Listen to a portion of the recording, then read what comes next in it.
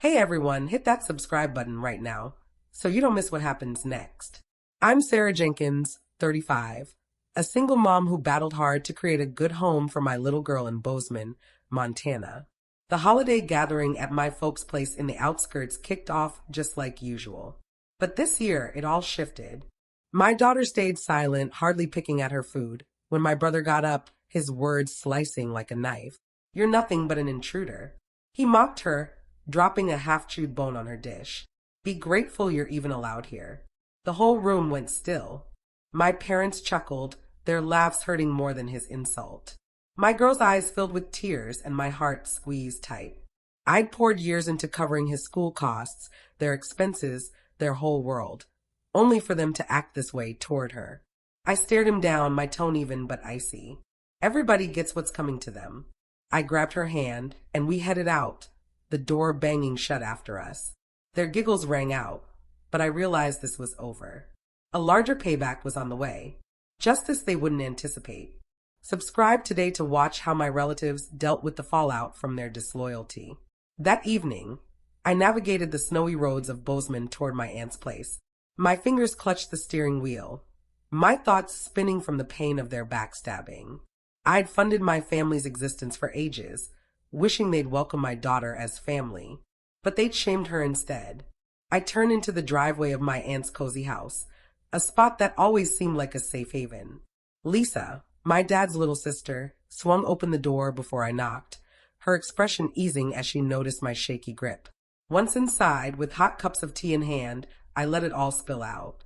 My brother ridiculed my daughter in front of the crowd. I explained, my words faltering, and my parents just laughed. Lisa paid attention, her gaze calm without cutting in. She reached out, placing her palm on mine. "Sarah, you've been their wallet for so long, covering his classes, their debts. What did they ever give back?" Her statement struck deep. I'd handed over thousands, $10,000 just for his education, yet they made my daughter feel like a stranger. Lisa's tone was kind yet strong. "You don't owe them a thing. You've given plenty." I pictured my daughter's face streaked with tears, her tiny hand in mine as we exited the party. A switch flipped in me. I couldn't continue funneling cash to a family that disrespected us. "You're spot on," I replied, my determination solidifying. "That's it for me." Lisa nodded, her grin supportive. "You're tougher than you realize, Sarah. Guard your daughter. Guard yourself." We chatted deep into the night, her advice anchoring me. I viewed my situation with clarity. For the first time, I'd been seeking their acceptance, giving up my own calm. Not anymore. I grabbed my phone, my thumbs firm as I composed a note to my mom and dad. "All money stops now." Right away, I pressed send, sensing a burden ease from my chest. The following hours blurred by. Lisa suggested her spare bedroom, but I had to get back to my daughter. Driving home, Bozeman's quiet streets seemed changed, more peaceful, like the beginning of a fresh chapter. I tried for years to purchase their affection, but that night I picked us, my girl and myself. I wasn't sure of their response, but I was prepared for anything.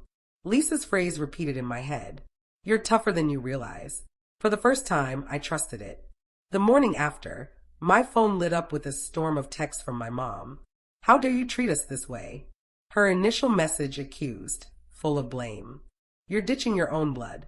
More came, faulting me for their money woes. My dad, Robert, added his part. "We taught you better, Sarah. You're self-centered." The notes stacked up, each harsher, insisting I resume the funds I'd sent for so long. I gazed at the display, my gut churning. I'd handled their payments, paid for my brother's schooling, and for what? To be labeled self-centered. By midday, Laura ramped it up. She put up a subtle yet targeted update on Facebook. Certain folks abandoned kin when they're needed most. It circulated quickly in our tight Bozeman circle. Folks from the area texted me wondering if I was all right, their notes tinged with nosiness.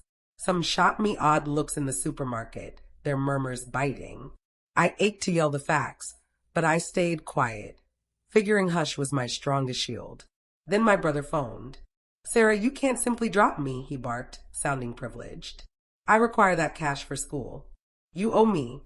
Owe him, after all. He figured he could claim more. No, I stated clearly. I owe you nothing. He debated, his voice turning frantic. But I ended the call, my palms quivering. The stress was overwhelming. Messages, updates, rings, but I wouldn't yield. My daughter merited better than relatives who viewed us as an ATM. I wasn't giving in. That weekend, Megan entered my workspace with a concerned expression. My closest pal and co-worker, Megan, had forever been my anchor, her keen eye spotting things others overlooked. Sarah, we've got to chat, she said, shutting the door. Her whisper was pressing.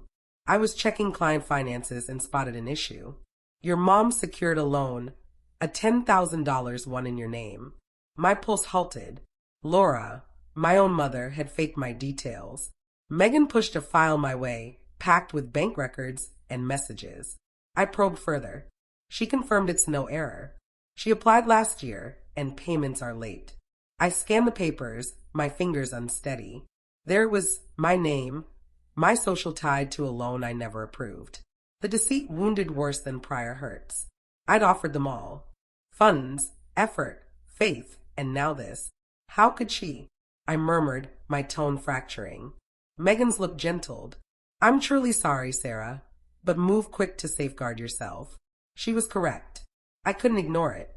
I dedicated hours that day collecting proof, email captures, statement duplicates, whatever showed I didn't okay the loan. By nightfall, I contacted the bank, my words firm despite the fury inside. I'm flagging a fake loan in my name. I informed the rep, sending the proof. The bank vowed to look into it, but the harm was set. My credit, my standing hung in jeopardy. All the while, Laura pushed harder. She shared another indirect post on Facebook.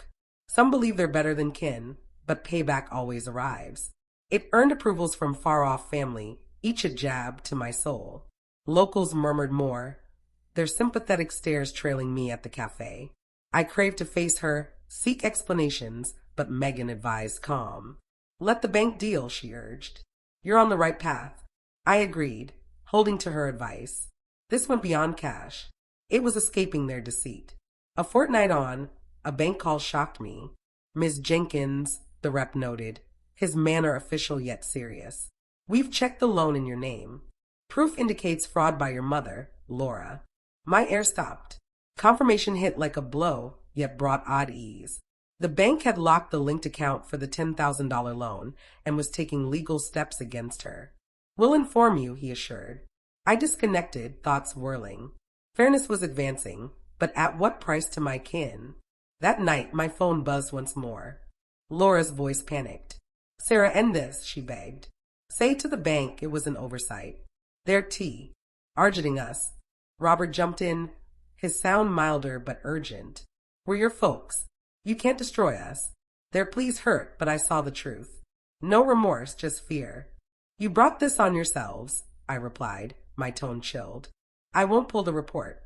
Laura inhaled sharply, then fired off texts. You're wrecking everything. Consider your actions. I stayed silent. Soon after, a relative mentioned my parents were offloading their car, a glossy SUV they boasted about forever.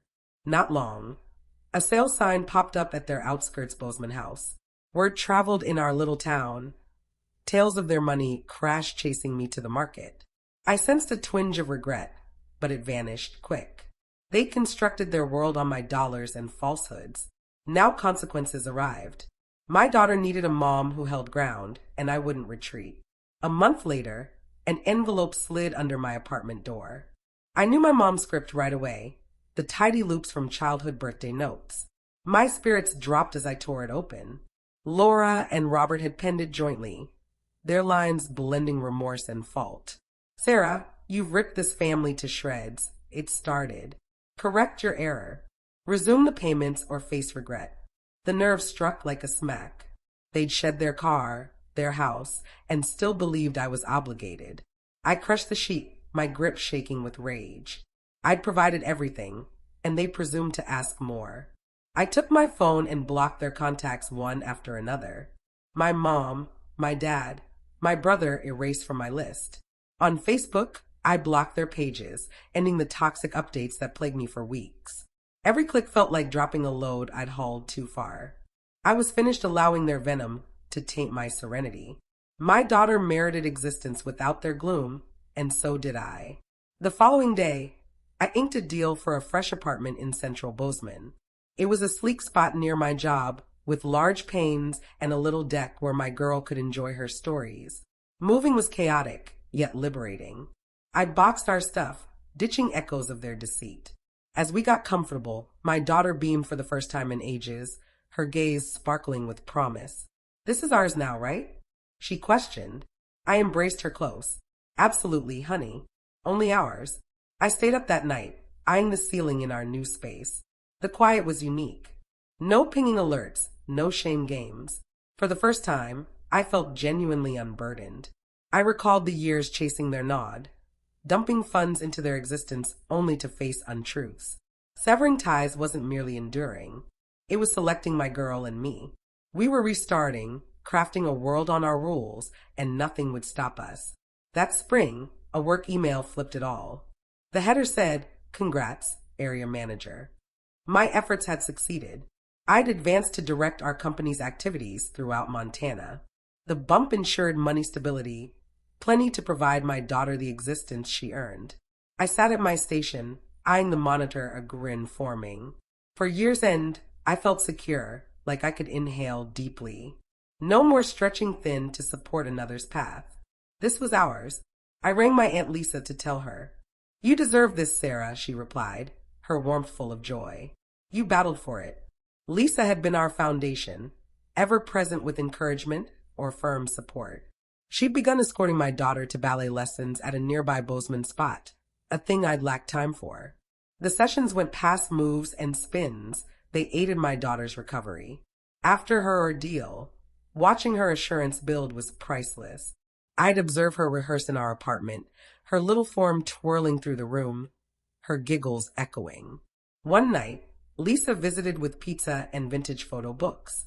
We lounged on the deck, paging through shots of my younger days, chuckling at my awful curls and baggy tops.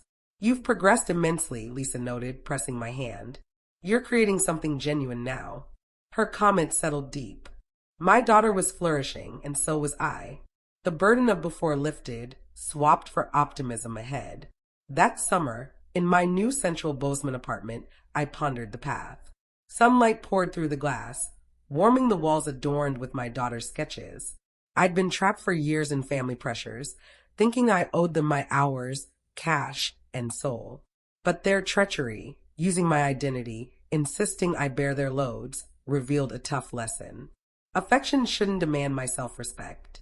I considered my Aunt Lisa and pal Megan. They'd supported me, providing power when isolated. Lisa's calm insight and Megan's quick perception demonstrated true backing. They sought nothing back, only joy for me and my girl. That was the kin I selected, the one I'd defend strongly. Seeing my daughter now, spinning in her ballet slippers across the room, I witnessed strength.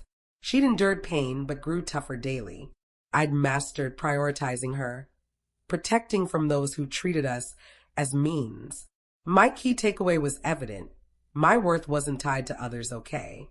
It stemmed from standing firm, picking who earned my care, and shaping a life authentic to me. I vowed then to her and myself, whatever followed, I'd battle for our tomorrow. A tomorrow where my daughter could aim high, where we'd never yield to demands again. Watching her giggle, I knew we sufficed. The path forward was ours, and I was set to tread it.